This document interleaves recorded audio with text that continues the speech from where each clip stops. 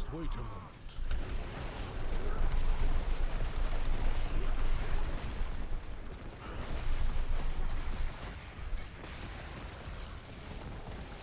So today I want to go over what seems to be the highest single target damage Druid build in Season 6, and this is a companion Druid build focused on wolves. Now this is an endgame version of this build, so I am using 2 mythics, but you only really need 2 uniques for this version of the build to actually work. First being the Storm Companion legs. Your wolf companions are now infused with the power of the storm, dealing lightning damage and gaining the Storm Howl ability. Storm Howl is just a cooldown ability your wolves now have that call down some lightning, deals some pretty good damage, but I'd say the main reason you're using these legs is because of the affixes. So wolf's attack speed, a massive increase to one of your spirit boons to help resetting your abilities, and a massive increase to the ranks of your wolves. And then we're also using the Mjolnir ring. While Cataclysm is active, you gain unlimited spirit and deal up to 100% increased damage. This is a multiplicative damage increase, so this is massive, but we also gain unlimited spirit, which means we can also use shred and be able to spam this. Helps us with movement, dealing some extra damage, proccing a bunch of other effects, and we don't have to worry about having any other spirit generators because we have unlimited spirit. Then we just deal massively increased damage while our Cataclysm is active, which should be 100% of the time. Now I am also using Harlequin Crest and Shroud of the False Death. This is primarily just because these give massive amounts of increased power and pretty much no special effects. We don't really care about the special effect on Shroud of False Death. We pretty much only care about the additional stats they give us. So more ranks with Harlequin Crest, cooldown reduction, increased ranks to all of our skills. Then we have +1 to all passives on Shroud of False Death, and just a bunch of other pretty massive stat increases. And that brings us to our skill tree. Put 2 points into basic skills. It doesn't matter, we're not using them. Then 1 into Shred. Then we're going Enhanced Shred, which gains Shred, increased attack speed, and heals you when you hit an enemy. Then Primal Shred. So each attack of Shred is now a dash. Now Shred isn't used for its damage. It's used to proc other effects primarily, and we want as much attack speed as we can get to use Shred as much as possible, because remember, we're going to have Cataclysm up basically 100% of the time, so we don't have to worry about our spirit cost. We want as much attack speed to proc our other effects as much as possible with Shred and use it as a movement ability. Then we're going down 1 point into Debilitating Roar, reduces damage of all enemies near us. Upgrade 1 fortifies you. Upgrade 2 gives you increased damage. This is multiplicative damage, so this is really big. Then we have 1 point into Bloodhound, which is just a big heal. Upgrade 1 reduces its cooldown on kill. Upgrade 2 gives us increased attack speed, but this is a shout, so this will also give all of our wolves and companions increased attack speed as well. Then we're going down 5 points into Wolf, going to be our main damaging ability. Upgrade 1, wolves now deal increased damage to CC'd or poisoned enemies. And then upgrade 2, we have a Ferocious Wolf Pack, which is a lucky hit. Your wolf attacks have up to a 40% chance of fortify you for 8% of your max life. This is the main way we fortify. Now, if you're doing content that you really don't need extra damage reduction, you can change over to Brutal Wolf Pack, which when you crit, which we deal a lot, your wolves gain increased attack speed, which just will deal a lot more damage, especially single target damage. We really need that fortify if you're doing any content that can actually damage you. Then 1 into Ravens. This is primarily for the passive, because the more companions we have, the more damage we will be dealing. Upgrade 1, you have increased crit chance after your Ravens hit something, and then upgrade 2, you get more Ravens and you increase their passive damage. Now these can actually deal a little bit of passive damage, but the main reason we want these is again because we will have 6 Ravens that massively scales all of our other companion damage. Then we're going 1 into Hurricane. Upgrade 1 slows enemies. Upgrade 2 makes enemies deal less damage. This is primarily to proc other effects, especially the effects from the upgrade. And then we're going down 5 points into Cataclysm. Upgrade 1 increases its duration, and upgrade 2 makes everything vulnerable that's hit by this. And that brings us to our passives. We have 1 point into Predatory Instinct. This is actually to get us lower into the trees. Then we have 3 into Backlash. You deal increased damage after using a defensive. This will be up a majority of the time. 3 into Ancestral Fortitude for increased resistances. 3 into Vigilance for DR when using a defensive, which we have 2 of, and 1 will constantly be being reset. Then we have 3 into Humanity. You deal increased damage while in human form. Now the reason you're using this is because your wolf's active ability and some of our other skills shapeshift us into human, so we'll get that big burst of damage from that because we get get really big damage chunks with our Wolf's Cast ability. Then 3 points in Ephemeral Aptitude, you deal increased damage while healthy and even more damage while above 100% movement speed. These stack, so massive damage. Then 3 into Call of the Wild, your companion skills deal increased damage. This is massive scaling, especially since we get a bunch of additional points from other pieces of gear. So this is just 120% increased multiplicative damage for our companion skills. Then we're going down 3 into Endless Tempest. This increases the duration of Hurricane, which is pretty nice, so we can have this up almost 100% of the time, but it also increases the duration of Cataclysm, so we can make sure that's up 100% of the time. Then 1 into Neurotoxin for 1 into Toxic Claws, so our werewolf skills now deal poison. That's just to make sure everything's poison, just for more damage. Specifically, our wolves get multiplicative damage scaling from poison enemies. And then 3 into Envenom, you and your companions deal increased critical strike damage against poison enemies. Again, more scaling from Toxic Claws. Then we're going down 3 into Catastrophe, you deal increased damage after casting an ultimate, and this will be up a good chunk of the time as well. Then 3 into Quick Shift, shapeshifting into a new animal form grants you increased damage, stacking up. And while in combat, we'll never be in human form for 3 seconds, so this will just always be stacked. 3 into Heightened Senses for increased damage reduction and increased movement speed. And both of these bonuses will persist when we're not in human form and are doubled when both are active, so just massive DR and movement speed. Then I currently have a 1 point into Natural Fortitude. Shapeshifting fortifies you for 4% of your max life. This helps with more of our fortify, because even though our wolves fortify us a lot, we do want some additional fortify just to make sure we're always fortified. Then for our capstone, we have 1 with nature. Your companion skills each gain 1 additional companion, massive scaling, and deal massively increased damage for more scaling. You also gain the passive of Raven, Wolves, and Poison Creeper, which isn't too important. This is just, again, massive scaling increase with more companions and just increased damage. And then next up, we have our Spirit Boons, Wariness to take reduced damage from elites, Avian Wraith for increased critical strike damage, and we have Pack Leader, a lucky hit. Critical strikes have up to some amount % chance to reset the cooldown of your companion skills. This is 25% baseline, but because of our unique legs, this is up to 71.7% for me right now, so we constantly reset our wolves active. Then we have Calm Before the Storm, another lucky hit. Nature magic skills have up to a 10% chance to reduce the cooldown of your ultimate skill by 2 seconds. This is really big just to make sure we have Cataclysm up all the time. Now you don't necessarily need this, and it may actually be better to say go into something like Iron Feather if you need more survivability. This is generally going to be good just to make sure you always have Cataclysm up. Then Masochistic, another lucky hit. Critical strikes with shapeshifting skills have up to a 75% chance to heal you for 5% of your max life. This is our main healing, just to make sure we're constantly getting a lot of healing. This build is pretty tanky. It's not as tanky as the Landside build. There was a previous build I went over, but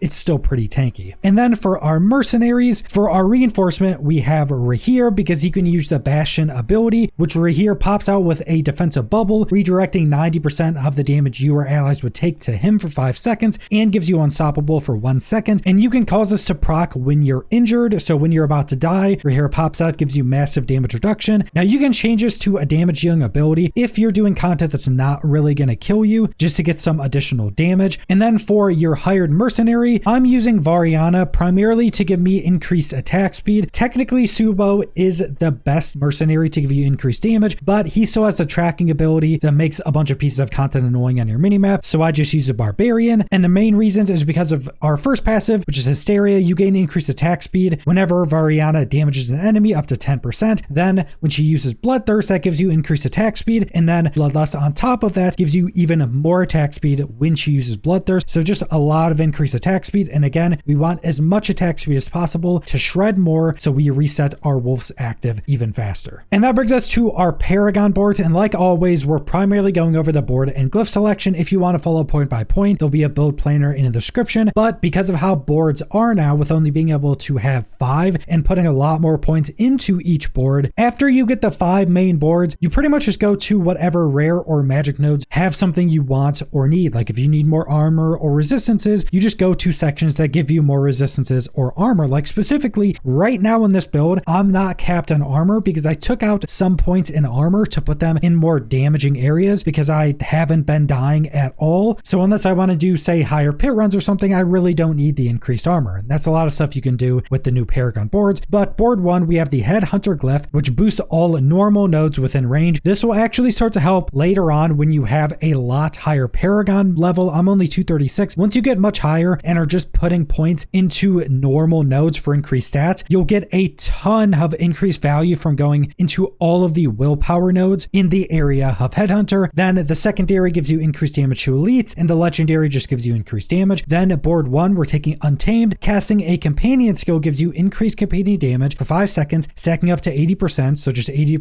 multiplicative damage for your companions, massive damage increases. Then the glyph for taking is Outmatch, a bonus to all rare nodes within range. This will give us pretty big increased companion damage, some additional willpower, and then the secondary gives us increased physical damage to non-elites and bosses. Then the legendary gives us increased damage. Then from here, you can pretty much go in any direction you want, but we'll start by going over to the left, and the board we're taking is Constricting Tendrils, but we're not taking that legendary node. And the glyph we're taking is Spirits, which is increased critical strike damage. The secondary causes enemies to take increased damage from you when you crit them, and then the legendary is increased critical strike damage. Then we're going all the way over to the right. We're taking the Ancestral Guidance board. After spending 75 spirit, you deal massively increased damage. This is a big reason we're actually using Shred instead of using one of our basic skills, because we can keep this proc 100% of the time. And then the glyph we're taking is Wilds, which gives you increased companion skill damage. The secondary causes the passive portion of your companion skills to deal massively increased damage, and the legendary is increased critical strike damage. Then we're going back over, we're going up, we're taking the Heightened Malice board. When 3 or more enemies are poisoned near you, deal increased damage. Another reason we're taking Toxic Claws. We also have the passive from Poison Creeper, which will be poisoning enemies as well. Then the glyph we're taking is Keeper, a bonus to all rare nodes within range. So this will just give us increased damage to poison enemies, increased damage. The secondary causes you and your companions to deal increased damage, and then the legendary is increased non-physical damage. And that brings us to our gear, starting with our gems. In your armor, you want increased willpower, and on your jewelry, you want whatever defensive is going to shore up whatever stats you need. So I have increases to my resistances, and then I have 1 armor gem. But that brings us to the really important part, which are our runes, and one of them is actually really important, and they have a really good mix to make sure they proc a lot. So first off, we have Zolwat. When you cast a skill with a cooldown, we gain Offering. When we do that 2 times, we invoke the Necromancer's Horde Decrepify, slowing enemies, reducing their damage, and letting you execute them. But what's really important is our other runes. So when we invoke the skill from another class, which we only have to do once, we summon a Spirit Wolf to attack enemies for 8 seconds. Now the Spirit Wolf is considered a companion, so it gains all of the scaling and gives us even more scaling from other effects. But that brings us into our legendary aspects, which is starting off on our 2-handed weapon, which companion skills deal an additional up to 26% damage per companion you have. Now this counts pretty much everything. This counts our companions, it counts our passive companions from our ravens and from our poison creeper. This counts the spirit wolves from our rune. So any companions give us increased scaling, and this is massive scaling, massive multiplicative damage increases per companion, and this will just scale more and more the more different procs and things we summon. Then on our necklace, your wolf companions are now werewolf companions, and werewolf companions deal up to 200% increased damage and can spread rabies. The rabies isn't really important, but as you can see, this just gives absurdly high damage increase for our wolves, and our wolves are our main damage, but you'd actually be surprised how much of your damage is just like their auto attacks. But then for our other offensive aspects, we have kills of a 5% chance to summon a wolf companion to your side for up to 35 seconds. This effect is a lucky hit against bosses, and you can have 3 additional wolves from this, and you gain +3 ranks to wolf from this as well. So just again, massive scaling, and these wolves should be the exact same as your normal wolves when it comes to scaling and the damage they deal. And then for our final offensive aspect, gain 1 additional companion. In addition, your companion skills deal increased bonus damage, more multiplicative scaling, and